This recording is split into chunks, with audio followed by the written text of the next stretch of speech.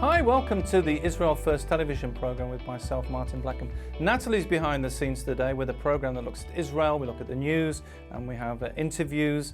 And if you've seen the program before, you'll know that one of the things that we were talking about, and this is from the Jerusalem Post. Let me see if I can get all of that on the camera. It says, thousands evacuated as homes burn in cross-country heatwave inferno. And there was severe fires in Israel. The Jerusalem Post said thousands evacuated as homes were burnt, and its emergency services remain on alert, said the Jerusalem Post. As temperatures climb and winds strengthen, dozens of houses burned to the ground and at least 3,500 people were evacuated from their homes as 20 fires raged across Israel.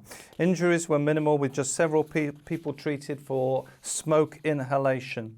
Teams of professional and volunteer firefighters were battling flames exacerbated by high temperatures, and it was really very, very hot here, reaching 37 in some parts of the country, strong winds. First fire broke out in Bet Haggai in the South Hebron Hills, followed by others in Judea and Samaria.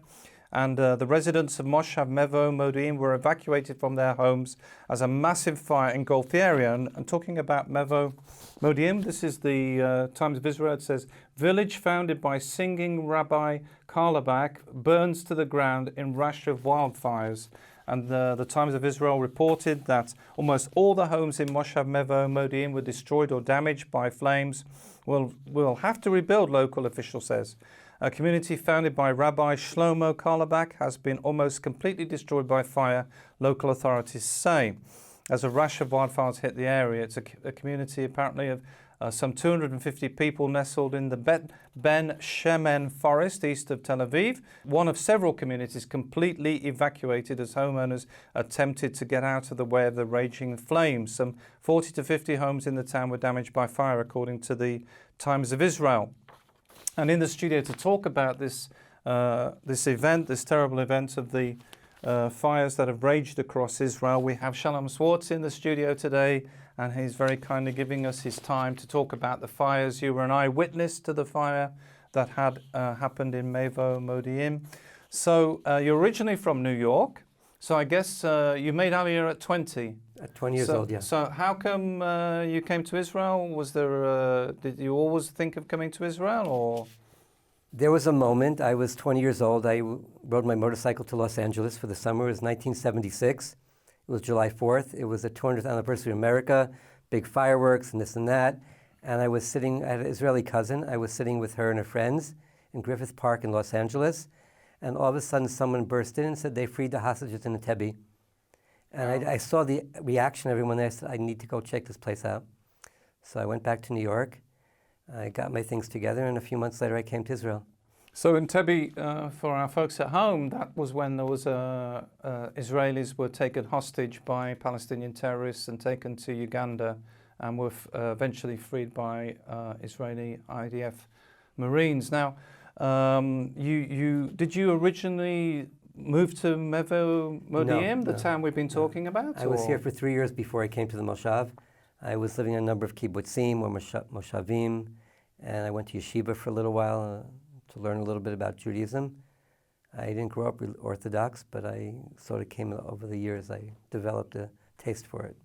And so the town, or the Moshav, which was basically almost, I guess, has been almost burnt to the ground. When did you move there? In 1980. Okay. Was there a reason? Because it's not, it's not so convenient to get to. It's out in the bush a little bit. And right. So it seemed like the wild, wild west to me. There weren't any buses. There weren't many. It was one road. It was a 2-lane local road. There wasn't even a fan on the Moshav for most places. I was a volunteer. Wow. We didn't have fans in the house. And it seemed like a place that you could build a life.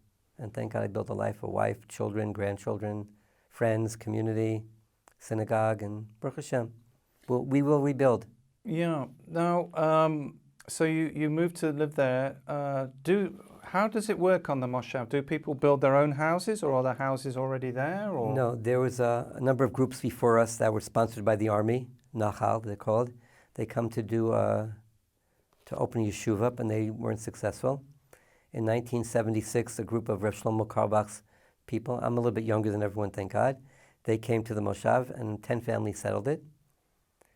And the Sachnut built houses. The Jewish agency built about 40 houses afterwards with a place for children, a children's gan, yeladim they call it in Hebrew, preschool and a school, and a up to 5-year-old school, and some service buildings, a place for a store, a place for activities.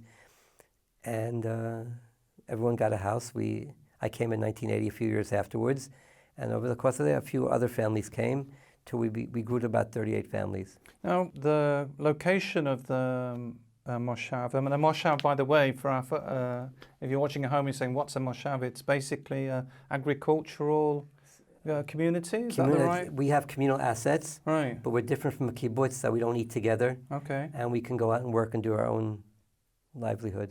But it's very much a community. It's totally, very, it is a community. You really work together, and people help each other, and it's a family. You know what's good and what's not good sometimes, and but at the end you're family. And when unfortunately big things happen and good things happen, we're there for each other. So if we go back to when there was this unfortunate headline of the thousands evacuated from their homes, if you can tell us, were you there when it happened, or? I was there, and I was Right. the last one to leave. Wow. I have a house that the big window, the 2 big windows in the living room, look over the industrial zone of Modi'in. The number of factories, logistic warehouses, light industry, nothing that pollutes. And I'm watching from my house, and I saw a fire about a half a mile away. Who came to tell you to evacuate? There's on the moshav itself, there's a group of people that take on the responsibility of civil matters. God forbid there's a war, there's bomb shelters, getting people to bomb shelters, in case of a fire, to bring out the firefighting equipment we're the first line of defense until the firefighters come. So one of the people came to my house in Shalom, they're telling us to leave the moshav. I said, yeah, I've heard that before. Been there for 40 years, we've seen fires in the area. And I went to my backyard and I watered all my trees just in case something happened. They might have gotten singed. And I watered my wood deck and things like that. Not for 1 second did I think it would encroach upon us in the way it did. Did you realize how serious it was at that stage, or you didn't really know? It was hard to believe that it got out of hand so quickly. So the fire brigade, were they there at that stage, or were they were there? Right. And I just want to say, thank God no one got hurt.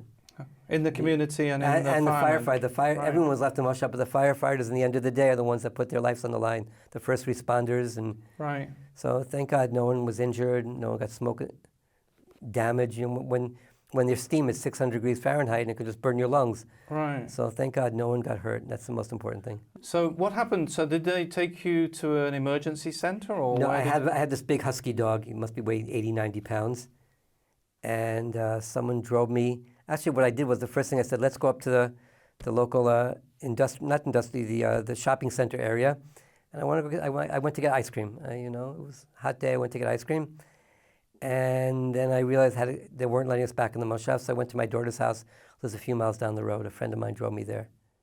Right.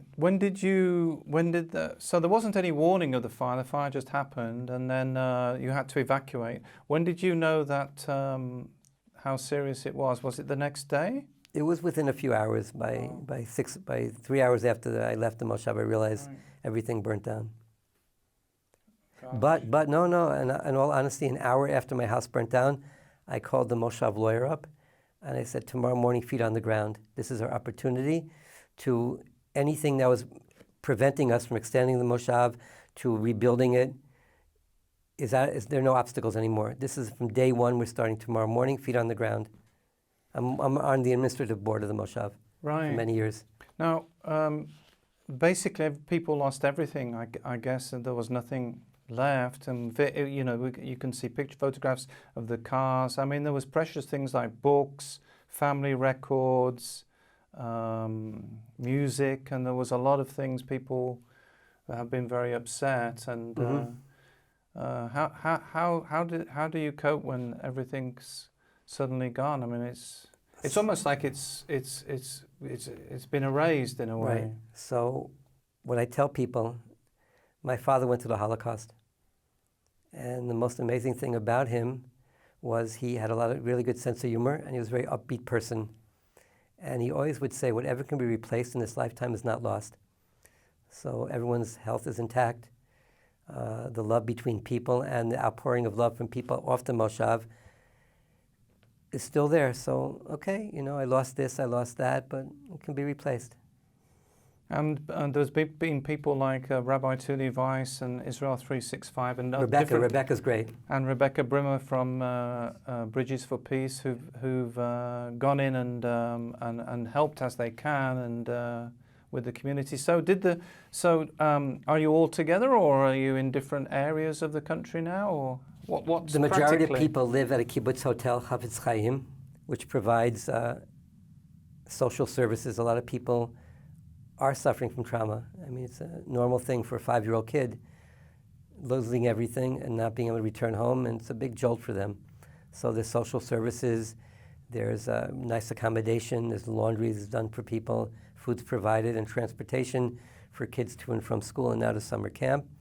Myself, I'm living with a daughter right down the road. I've got a large dog, and it wasn't the place for him. But also I'm on the Moshav a lot for meetings, so the kibbutz is about a 45-minute drive from the Moshav, and I'm about 10 minutes away. So. And that brings me very quickly on to the next point, which is how can people help? Because there'll be people watching Shalom and they're saying, we want to help, we want to do something to help you, we want to do something to help the community. Is there a website? There's a website they can go to? There's a website that raises money to be allocated to the rebuilding. There's a lot of things on a technical level that has to be done.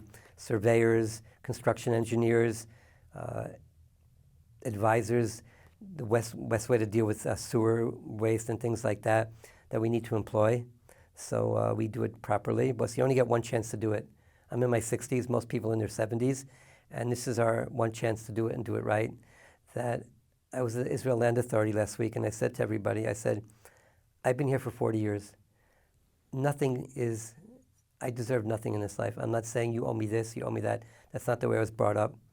What I would like to do is what I built in the last 40 years is to let my children the ability that they can carry it on. Because I think we've done something very, very special in the Moshav, especially since our connection to Rav Shlomo Karlbach. So the Moshav has put a lot of love out into the world, opening our house, our doors, our community to thousands of people who have come through. And it's an opportunity for them to give back to us. A lot of people, they take, and graciously, no one grabbed, and we gave to them graciously also. But now it's their opportunity to wanting to give back to us. So a lot of things have been donated, a lot of funds came in, amazing amount of money came in at the beginning for emergency, just to get us through the first few weeks, first few months, and things like that. And there'll be opportunities along the way for people to give on many levels, technical, architects, anything. You're watching and you want to help. I know that, and they're sending their love to you. I know that they are touched by your story and what's happened to you and the other residents on the Moshav. So, tell us a bit about what the area looks like. Is there still forest there, or is it all gone? Everything's burnt and singed. Right. My house is burn out, as they say, a total be demolished. So there's just the base of the house, or the and the charred walls and the walls that are inverted because of all the heat. The steel enforcement is curved in a lot of places, but it'll be demolished and we'll rebuild it. That's just what I wanted to ask you. Yeah. You reminded me. I heard a story that out of everything, the fire didn't touch the synagogue. Did it come up to the synagogue, or there was like a miracle? The synagogue was saved. There are whole patches of the Moshav the fire didn't touch. There's a lot of green around the synagogue, grass and trees and a park and playground for the kids, and it wasn't touched at all. So, but it's empty. The synagogue, the walls are crying for a place that life would come in there every day, and people would be pouring their heart out. We'd celebrate people's bar mitzvah, or a circumcision, or a wedding ceremony, to be empty now. So that's what I'm going back for. I moved back yesterday, actually. Wow. And I started my learning schedule every day, learning there. And hopefully August 4th, I'm opening the synagogue for outside people to pray there every day. Wow. Yeah. And there's really, the synagogue in a Jewish community is really a community place. It's a place not just for prayer and service and services, but there's lots of other community activities, weddings, and as you were saying, the bar mitzvahs and brit milahs, and lots of different families come, and so it's really a place where the people get together. Right. Also, on another level, there's on a social level that people interact with each other every day. Sometimes you see this person needs that, this person needs that. You don't see someone that don't look like they're doing too well. So on a certain level, God gave us the opportunity to interact with each other in a holy way. We're not coming there to play cards or shoot a few breezers or something. We're there to pray, and within that, the human interaction comes into play.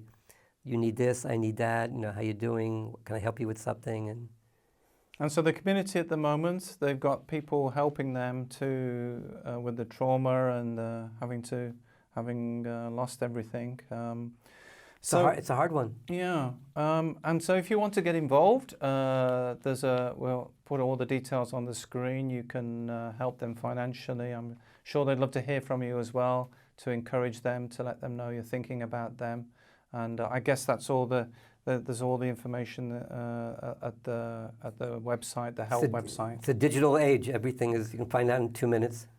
So now that you're planning to rebuild the community, you were saying you're at the land authority. So do you need plans? And we have a plan approved already about a year ago of 152 additional units with water and electricity and sewerage was all built into the plan. There were a few points that weren't determined yet, entrance to the moshav from the road and things like that. But that can be easily taken care of, and now we just need to work a deal with the land authority. Right. Which it's in progress right now. Thank God they've been very open to talking to us in different terms, different language now. So for you personally, you have a lot of things, in a lifetime you build up a lot of things, Shalom, and sometimes they're not so precious for other people, but they're precious for us. How was it that those have gone? And I have to be really, really honest with you. My wife passed away 2 years ago, and she was the most precious thing in my life. And everything else doesn't even seem to come close to that. And she's in my heart and my soul, but on a physical level, it's kind of furnishings of life, not really so. Yeah, things you can't take with you. Right. But you have you like to have you had a mountain bike, or that didn't get burnt. Baruch Hashem. Okay. My pictures on my mountain bike didn't get burnt. So, but again, thank God my children. I've got really, really, really good children, and my grandchildren even better than them. They're all really, really good kids. So the school. So how does it work for the children on the moshav? Did they go to an outside school, or was there a school in the community itself? Because of us being very heavily weighted Anglo-Saxon, it was a very good idea. The kids learned off the moshav. Mm-hmm. Until they were 5 years old, they learned in preschool in the moshav. But to be better assimilated into Israeli society, they went off the moshav, which was really, really good. If you look at our children, we've got lawyers, doctors, Indian chiefs, former prime ministers, my daughter possibly, and thank God our kids are really, really good. They do the army, they do national service, just really special kids and grandchildren. Yeah, and if you're watching and you don't really understand this, in Israel, Hebrew is the language. We do the interview in English, but if you want to do contracts, if you want to see a lawyer, usually, a lot of, obviously, because Israel is a nation of immigrants, so there's people who speak Russian, French, and English, which is very useful. But basically, all the documents are in Hebrew. Yes. And so for the children, if they are not taught how to write Hebrew or how to speak Hebrew, they will have huge problems, and especially if they go into the army, and then suddenly, I know the army does language schools, but it would be very difficult to be able to serve in the services if you didn't speak Hebrew. So this is the reason why they'd have to go off the moshav. So for the other people on how because I've seen some film of one of the wonderful, out of a terrible thing, one of the wonderful things is seeing the community. You've been to the beach together, right? And Rabbi Tuli, Rabbi Tuli Weiss from Israel. Our friend Rabbi Tuli has been on the program, and you can see, if you go to the YouTube channel, you can see some of what he's got to say. But you've been to the beach together. So have you done very many community things, or was that kind of a? Oh, I think you went shopping as well. he took Right. took you all shopping in the... Right. We see each other every day. We eat together. Wow. We have a WhatsApp group. What's going on? What people need? If you need this, if you need that. Someone gave me this. Does anyone else need some? We're a tight-knit community. Wow. And so geographically, you're not far from Modi'in. You're right. Yeah, about is 3 that miles. So that's the big city near with you, with the shops. And Yeah, the big city. Yeah. And that's where you would go shopping and. Yeah, among other places. A lot of development in the area over the last 20 years. We were all alone 40 years ago, and today it's got its good and downside also. Now, the community itself is famous for being the singing. They called him Rabbi Carlsbach, the singing rabbi. So I guess you have a lot of musicians and musicians, artisans, things like that. Yeah. And you had an annual music. Will that still continue, the music festival? It will. It might not be on the Moshav in the short term, but it will come back to life. Yes. And so practically, does that mean your neighbors often rehearsing? You can hear music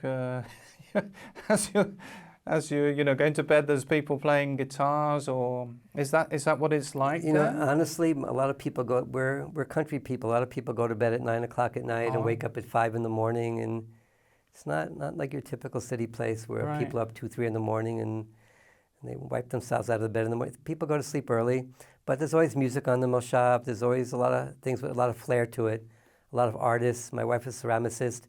She taught all the kids ceramics over a period of time.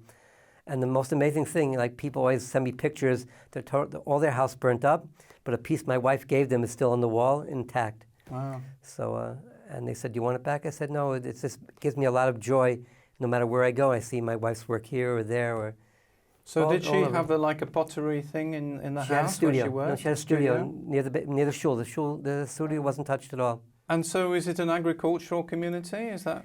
You've got fields, or we have fields, but most Americans were brought up in the city and don't know too much about tractors and stuff like that. There's a few agricultural people on the Moshav that avocados, lemon, organic vegetables. I have a garden myself. I had the most beautiful house inside and out. I'm honest about it. Everyone knows it. My wife did the inside. I did the outside. Ceramics, everything, color. And outside, I had a fish pond. I grew hydroponic plants and a lot of special things.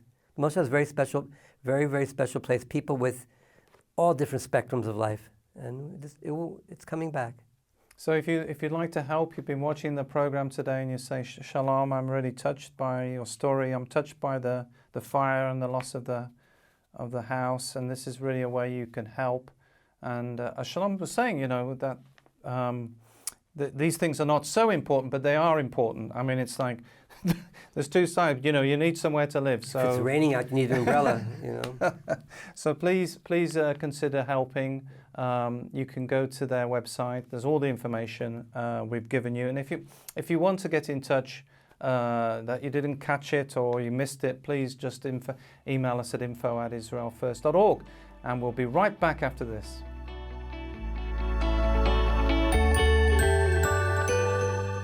Shalom, dear friends. Wonderful to be with you. Do you remember last week we were starting to see of the importance of understanding Amalek, and we're going to carry on today. Now we are in Exodus 17 still, and now we look at the verse 16, and it is the hand upon the throne of the Lord.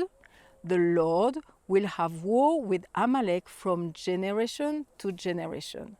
Now, we need to look at something here because it's very important. When it's written here, the throne of the Lord, in Hebrew is written Kiseh Yah.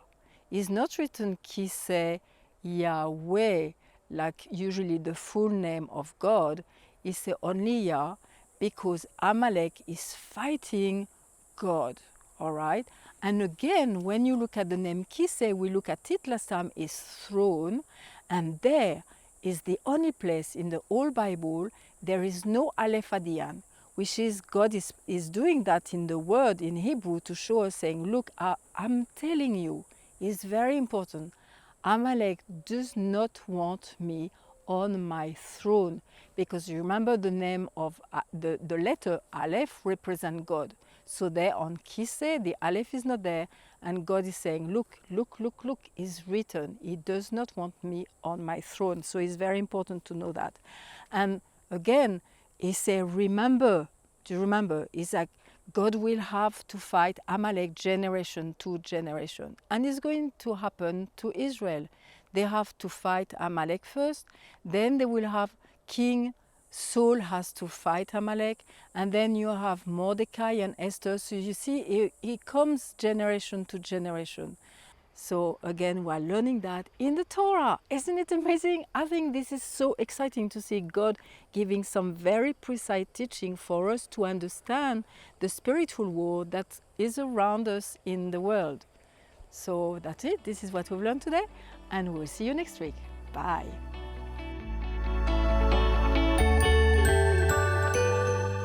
Well, thanks so much for joining us today as we've looked at the wildfires in Israel. We've looked at the tragedy of Mevo Modi'in, and it's been so touching, Shalom, to hear your story. And I think you've got a story to finish off with. Yes. One of the first things people say to me is their insurance. So the story about Reb Shlomo, he had a shul in New York, and it was the 9th of Av. It's the day we commemorate the destruction of the first and second temple. They're all sitting on the floor crying, saying lamentations. And a woman walks into the shul, and she sees them crying, and they say, she says, what happened? She goes, our temple burnt down. They said, our temple burnt down, but it was 2,000 years ago. They didn't say it to her. She goes, I hope there was insurance. So when people say to me, I hope there's insurance, I always point out that we're insured. Wow. And if you'd like to help, then please go to their website, and they'll really appreciate that. Well, it's been, fantastic to share with you today some of these important stories that are happening in Israel. Don't forget, you can always email us at info@israelfirst.org. Visit the website www.israelfirst.org. And remember, we're the program that looks at the land, the people, and the language.